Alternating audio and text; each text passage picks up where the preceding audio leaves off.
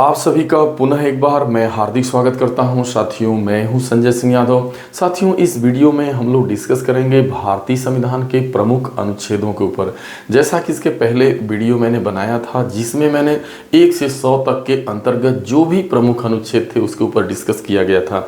इस वीडियो में हम लोग 100 से लेकर के 395 के बीच जितने भी प्रमुख अनुच्छेद हैं उन सभी के ऊपर साथियों इस वीडियो में हम लोग डिस्कस करेंगे। साथियों, ये वीडियो बहुत ही यूनिक होने वाली है, बहुत ही ज़बरदस्त तरीके से जो भी यहाँ पे आपके अनुच्छेद हैं ये सारे के सारे बहुत ही ज़्यादा प्रमुख हैं और बहुत अधिक जो है बार बार प्रतियोगी परीक्षाओं में दोहराए जाते हैं, यानी यहाँ से हर हाल में प्रश्न बनता है। तो चलिए हम लोग सीधा अपने टॉपिक की तरफ चलते हैं। तो यहाँ पे प्रमुख अनुच्छेद के अंतर्गत हम लोग जो पहला अनुच्छेद है यह भी बहुत ही ज़्यादा महत्वपूर्ण है। यह अनुच्छेद है आपका अनुच्छेद 110। देखिए, अनुच्छेद 110 का जो सीधा सा संबंध है वो धन विधेयक से होता है, यानी धन विधेयक के संबंध में परिभाषा, यानी धन विधेयक अनुच्छेद 110 का जो सीधा सा संबंध है वो आपका धन विधेयक से है। अब बात करते हैं हम लोग अनुच्छेद 111। देखिए, अनुच्छेद 111 का ये कहता है कि धन विधेयक पर राष्ट्रपति की अनुमति। देखिए, जब कोई भी विधेयक धन विधेयक होता है तो उस पर बगैर राष्ट्रपति की उस पर अनुमति जरूरी होती है। किसी भी अगर कोई विधेयक धन विधेयक है तो उस पर राष्ट्रपति की अनुमति मिलना जरूरी है, तभी उसे अंतिम रूप से धन विधेयक माना जाता है। आगे है आपका अनुच्छेद 114 जो विनियोग विधेयक है। अब आगे जो बहुत ज़्यादा महत्वपूर्ण है वो आपका है अनुच्छेद 122। देखिए, यहाँ पे न्यायालयों द्वारा संसद की कार्रवाई की जांच न किया जाना। इसका मतलब ये कि पार्लियामेंट के अंदर जो भी कार्रवाइयाँ होती हैं वह जो है उसे न्यायालय द्वारा उसकी जांच नहीं कराई जा सकती। यह शक्ति जो है अनुच्छेद 122 के तहत जो है संसद को मिली हुई है। संसद में जो भी कार्रवाई होगी उस कार्रवाई को न्यायालय द्वारा जो है उसकी जांच नहीं की जा सकती है। ये पावर मिला है अनुच्छेद 122 के तहत। आगे है अनुच्छेद 133, बहुत ही ज़्यादा महत्वपूर्ण है और यह जो अनुच्छेद 123 है, यानी 1, 2, 3 भी बोलते हैं इसको, अनुच्छेद 123, जिसका सीधा सा संबंध है राष्ट्रपति के अध्यादेश जारी करने की शक्ति। यह उस कंडीशन में होता है जब संसद के विश्रांति काल में, यानी संसद का सत्र, मान लीजिए कि संसद उस समय भंग चल रही है या ऐसे कंडीशन में जो है संसद के विश्रांति काल में जो राष्ट्रपति है वो अध्यादेश जारी कर सकता है। तो अध्यादेश जारी करने की शक्ति जो मिली है राष्ट्रपति को वो अनुच्छेद 123 के तहत बहुत ही ज़्यादा पूछा जाने वाला क्वेश्चन है। अब आगे हम लोग चलते हैं, अनुच्छेद 124 की बात करते हैं। देखिए, अनुच्छेद जो आपका 124 है वह उच्चतम न्यायालय के गठन को लेके है, यानी जो आपकी माननीय जो सुप्रीम कोर्ट है उसका जो गठन किया गया है वह अनुच्छेद 124 के तहत। अब 127 भी बहुत ज़्यादा महत्वपूर्ण है कि तदर्थ न्यायाधीश की नियुक्ति जो होती है वो किस अनुच्छेद के तहत होती है, तो वो आपका है 127। देखिए, तदर्थ न्यायाधीश क्या होते हैं, जब उच्चतम न्यायालय में मामले बहुत ज़्यादा बढ़ जाते हैं, आवश्यकता से ज़्यादा होते हैं, तो उनको निपटाने के लिए जो है तदर्थ न्यायाधीश की नियुक्ति की जाती है। तो यह 127 के तहत है। अब हम लोग देखते हैं अनुच्छेद 131 की बात करते हैं। देखिए, एक चीज़ यहाँ पे छूट गया है जिसकी चर्चा हम लोग करेंगे। एक आपका है अनुच्छेद 129। 129 के तहत जो है उच्चतम न्यायालय को जो है आपका जो है यहाँ पे देखिए एक अभिलेखी न्यायालय कहा जाता है कि उच्चतम न्यायालय को किस आर्टिकल यानी किस अनुच्छेद के तहत उसे एक अभिलेखी न्यायालय बोला जाता है। देखिए, सुप्रीम कोर्ट में जो भी मामले होते हैं, जितनी भी सुनवाइयाँ होती हैं, जो भी रीट होते हैं, जो भी उस पर कार्रवाइयाँ होती हैं, वो सभी सुरक्षित रहती हैं। इसीलिए उच्चतम न्यायालय को एवं उच्च न्यायालय को, लेकिन उच्चतम न्यायालय को अनुच्छेद 129 के तहत अभिलेखी न्यायालय जो है बोला जाता है। ठीक है, ये चीज़ क्लियर होगी। आगे है अनुच्छेद 100 आपका है। अब देखिए, अनुच्छेद 131 की बात करते हैं तो यह है उच्चतम न्यायालय की आरंभिक अधिकारिता। उच्चतम न्यायालय की जो आरंभिक अधिकारिता है यह अनुच्छेद 131 के तहत है। अभी देखिए, अनुच्छेद 136 है, यह भी महत्वपूर्ण है। अपील के लिए उच्चतम न्यायालय की विशेष इजाज़त। देखिए, अगर आप डायरेक्ट जो है उच्चतम न्यायालय में, सुप्रीम कोर्ट में जाना चाहते हैं, कोई अपील आप दायर करना चाहते हैं, तो उसके लिए सबसे पहले आपको उच्चतम न्यायालय की विशेष आपको इजाज़त लेनी पड़ती है। तो ये विशेष जो अपील के लिए जो विशेष इजाज़त है वह आपका अनुच्छेद 136 के तहत है। आगे है आपका अनुच्छेद 143। ये कहता है कि उच्चतम न्यायालय से परामर्श करने के लिए राष्ट्रपति की शक्ति। ध्यान देना, ये भी बहुत ज़्यादा महत्वपूर्ण है कि जो है अनुच्छेद 143 के तहत जो है भारत के राष्ट्रपति को ये शक्ति मिली हुई है कि वह उच्चतम न्यायालय से किसी भी मामले में परामर्श जो है ले सकता है। यानी जो भारत का राष्ट्रपति है उच्चतम न्यायालय से परामर्श ले सकता है। यह शक्ति किस के तहत मिली हुई है? तो वो अनुच्छेद 143 के तहत। अब है 148। देखिए, भारत का 148 अनुच्छेद के तहत भारत का नियंत्रक एवं महालेखा परीक्षक के बारे में जानकारी दी गई है। यानी 148 का संबंध भारत के नियंत्रक एवं महालेखा परीक्षक से है। आगे है आपका अनुच्छेद 153 जो महत्वपूर्ण है, ये आपका राज्यों के राज्यपाल को लेके है। यानी अनुच्छेद 53 का संबंध राज्यों के राज्यपाल को लेके है 153 का। आगे बहुत ज़्यादा महत्वपूर्ण है, जिस तरीके से आपके अगली वीडियो में हम लोगों ने देखा था अनुच्छेद 72 जिसके तहत राष्ट्रपति को क्षमादान की शक्ति मिली हुई है, उसी तरीके से राज्यपाल को भी राज्य के अंदर क्षमादान की शक्ति मिली हुई है। राज्यपाल को वो अनुच्छेद 161 के तहत मिली है। यानी जो राज्य का राज्यपाल होता है वो जो है किसी देखिए क्षमा आदि को और कुछ मामलों में दंडादेश के निलंबन, परिहार या लघुकरण की राज्यपाल को शक्ति मिली। इसके कहने का सही है कि यदि कोई व्यक्ति है, मान लीजिए कि उसे मृत्युदंड के मामले में ही देखिए कोई अगर किसी व्यक्ति को मृत्युदंड की सजा सुनाई गई है तो उसे राष्ट्रपति ही उसे क्षमादान दे सकता है अनुच्छेद 72 के तहत। लेकिन मान लीजिए कोई व्यक्ति है और उसको मान लीजिए कि उसे जो है आजीवन कारावास हो गया, तो यदि आजीवन कारावास हो गया, वह व्यक्ति राज्यपाल के पास अपनी गुहार लगाता है तो राज्यपाल के पास 161 के तहत ये पावर मिला हुआ है कि उस आजीवन कारावास की सज़ा को कम कर सकता है। उसे 10 साल 5 साल इस तरीके से उस सज़ा को कम कर सकते हैं, तो लघुकरण कर सकते हैं बस। अब देखिए 163 का संबंध जो है राज्यपाल की सहायता एवं सलाह के लिए मंत्री परिषद के गठन से। देखिए राज्य के अंदर मंत्री परिषद का गठन किया जाएगा। जिस तरीके से केंद्र में मंत्री परिषद का गठन किया जाता है और मंत्री परिषद का जो मेन जो होता है वो आपका देश का प्रधानमंत्री होता है, उसी तरीके से राज्य में भी मंत्री परिषद का गठन किया जाता है अनुच्छेद 163 के तहत।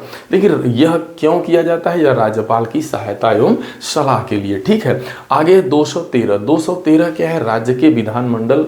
अब ध्यान में रखना है 123 क्या है कि जब जो है संसद के विश्रांति का काल हो तो ऐसे हालात में राष्ट्रपति 123 के तहत अध्यादेश जारी करता है। लेकिन वहीं आप देख रहे हैं 213, इसको अच्छे से दिमाग में रखना है। वहाँ राष्ट्रपति को 123 के तहत है और यहाँ इनको 213 यानी 213, वहाँ 123, यहाँ 213 के तहत, यानी 213 के तहत जो है राज्य के राज्यपाल को जो है विश्रांति काल में, जब विधानमंडल का विश्रांति काल हो तो ऐसे कंडीशन में अध्यादेश जारी करने की शक्ति मिली हुई है।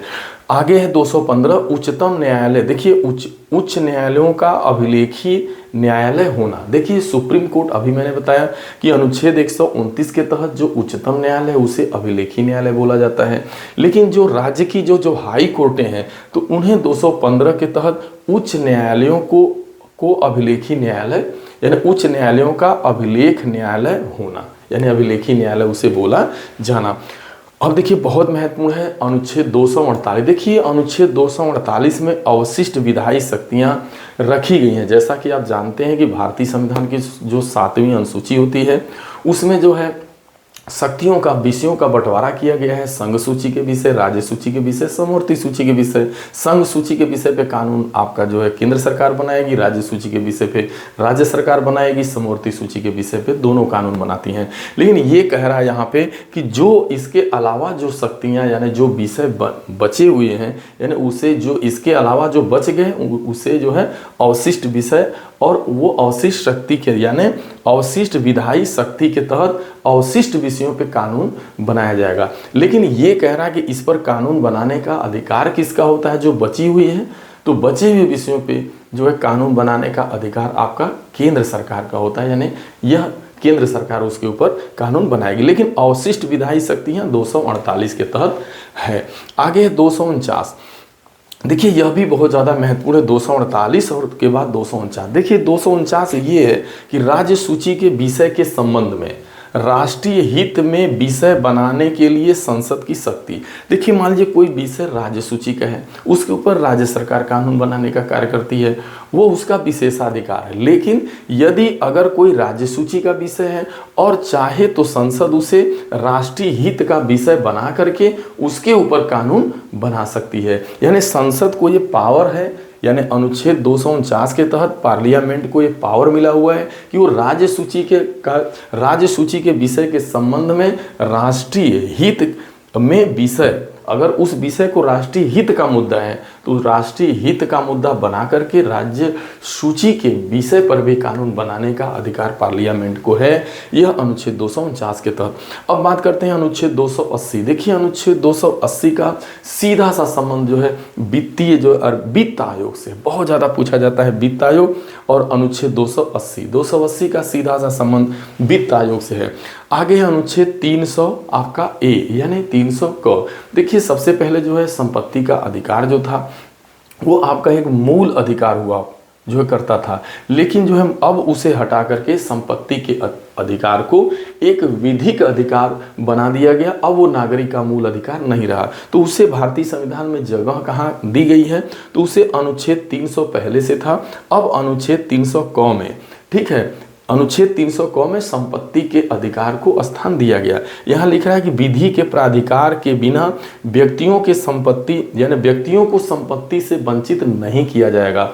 यानी जो राज्य होगा यानी जो देश होगा वो किसी भी व्यक्ति को उसकी संपत्ति से बेदखल नहीं कर सकता है बगैर जो है विधि के प्राधिकार के। अगर वो विधि के प्राधिकार के तहत ही आप किसी भी व्यक्ति की संपत्ति को आप जो है ले सकते हैं, यानी उसे आप वंचित नहीं कर सकते, ठीक है, ये चीज़ है। तो ये बात है। अब आगे चलते हैं। देखिए अनुच्छेद 312 ये अखिल भारतीय सेवाओं को लेकर के है, बहुत ज़्यादा महत्वपूर्ण है। आपका निर्वाचन आयोग जो आपका अनुच्छेद 324 के तहत है, 324 का सीधा सा संबंध निर्वाचन आयोग से होता है। आगे आपका है अनुच्छेद 330 जो लोकसभा में अनुसूचित जाति एवं जनजातियों के आरक्षण को लेकर के है। अनुच्छेद 331 का संबंध लोकसभा में आंग्ल भारतीयों के प्रतिनिधित्व को है, लेकिन अब इसे जो है आंग्ल भारतीयों के प्रतिनिधित्व को अब धीरे धीरे एक नया अब उसे समाप्त कर दिया गया, ठीक है। लेकिन यह है कि अनुच्छेद 331 का संबंध लोकसभा में आंग्ल भारतीयों के प्रतिनिधित्व को लेकर के है। अब अनुच्छेद 338 की बात करते हैं। इसमें राष्ट्रीय अनुसूचित जाति आयोग को लेकर के है, यानी 38 जो है अनुच्छेद 338 यह अनुसूचित जाति आयोग को लेकर के है। अनुच्छेद 340 पिछड़ा वर्ग आयोग को लेकर के है। अनुच्छेद 343 ये बहुत ज़्यादा महत्वपूर्ण है कि अनुच्छेद 343 यानी 343 संघ की राजभाषा को लेकर के है। संघ की राजभाषा का सीधा सा संबंध अनुच्छेद 343 से है। बहुत ज़्यादा महत्वपूर्ण है, जो बहुत ही ज़्यादा पूछा जाता है वो है आपका अनुच्छेद 352 जिसे जो है आपातकाल की उद्घोषणा यानी राष्ट्रीय आपात के नाम से जाना जाता है। तो अनुच्छेद 352 का संबंध राष्ट्रीय आपात से है। फिर आपका अनुच्छेद 356 जो है वो राज्यों में राष्ट्रपति शासन को लेकर के है। और अनुच्छेद 360 जो है यह वित्तीय संकट है यानी वित्तीय आपातकाल को लेकर के है। जैसा कि भारत में अभी एक बार भी वित्तीय आपातकाल लागू नहीं किया गया। सबसे ज़्यादा राष्ट्रपति शासन जो है किस राज्य में लगा है, वो आपका पंजाब राज्य में लगा है। तो ये ध्यान में रखना है आपका कि आपातकालीन 352, 356 और 360। 352 आपका राष्ट्रीय आपात और 356 राष्ट्रपति शासन, 360 वित्तीय आपात। आगे है आपका 368, बहुत ज़्यादा महत्वपूर्ण है कि अनुच्छेद 368 का संबंध किससे है। देखिए अनुच्छेद 368 का संबंध जो है संविधान संशोधन से है, यानी संविधान संशोधन अनुच्छेद 368 के तहत जो है पावर मिला हुआ है संविधान में संशोधन करने का। आगे देखिए अनुच्छेद जो है आपका 393 यानी 393। जैसे देखिए अनुच्छेद जो 393 है वो ये कहता है कि आखिरकार जो ये संविधान की किताब यानी जो ये संविधान बना है इसका नाम क्या रखा जाएगा, यानी संविधान का संक्षिप्त नाम। तो संविधान का संक्षिप्त नाम यह किसके तहत है? अनुच्छेद 393 के तहत है। नाम क्या होगा? तो भारत का संविधान बोला जाएगा, यानी भारत का संविधान, यानी संविधान का संक्षिप्त नाम क्या है? भारत का संविधान। आगे है अनुच्छेद 395 जो सबसे लास्ट अनुच्छेद है। देखिए 395 जो अनुच्छेद है उसका सीधा सा संबंध जो है भारत का स्वतंत्रता जो है अधिनियम 1947 और जो है भारत शासन अधिनियम 1935 के निरसन को लेकर के है। यानी जैसे ही देश आपका आज़ाद होता है और आपका भारतीय संविधान जो है लागू होता है, तो भारतीय संविधान जब लागू होता है यानी भारतीय संविधान जब बन के तैयार हो गया, तो उस कंडीशन में जो भारत, चूँकि जो देश आपका था, जो उस समय जो आपका देश गवर्न किया जा रहा था, वो दो अधिनियम के थ्रू था। एक भारत शासन अधिनियम 1935 के तहत गवर्न हो रहा था और दूसरा जो गवर्न हो रहा था वो जो है आपका भारत का स्वतंत्रता अधिनियम 1947। इन्हीं दोनों जो है अधिनियमों के तहत जो है आपका भारत गवर्न किया जा रहा था। लेकिन जैसे ही आपका संविधान लागू हुआ तो इन्हें निरसित कर दिया गया, यानी इन्हें पूर्णतः समाप्त कर दिया गया। अब भारतीय संविधान पूर्ण रूप में लागू हो गया, आपका देश एक लोकतांत्रिक देश बन गया। साथियों, मैं आशा ही नहीं उम्मीद करता हूँ कि ये वीडियो बहुत आपके काम की है। यदि आप इसको अच्छे से टिक कर पाए और इन अनुच्छेदों को जब भी प्रतियोगी परीक्षा में आप बैठते हैं तो इनका आप रिवीजन करके जाते हैं, तो हर हाल में आपने देखा होगा कि इतने ज़्यादा महत्वपूर्ण यहाँ के ये सब अनुच्छेद हैं कि निश्चित रूप से यहाँ से क्वेश्चन साथियों आपका हर हाल में बनता है। साथियों, यदि वीडियो अच्छा लगा हो तो इसे जो है अपना प्यारा सा कमेंट दें, लाइक करिएगा।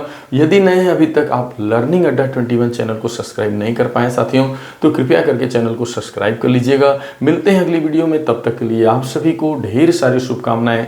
Thank you so much.